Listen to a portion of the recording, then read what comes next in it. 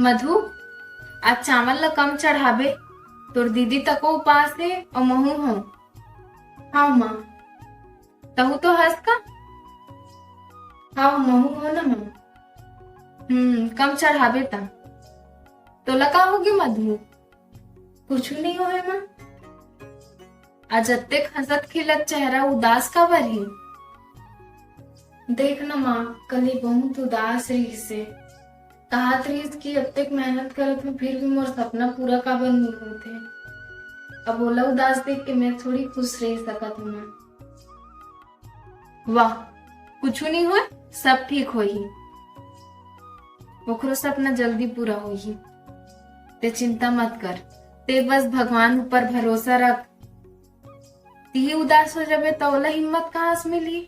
वैसे भी अभी नवरात्रि चलत है, बिना कुछ मांगे निश्चल भाव से सुमिरन कर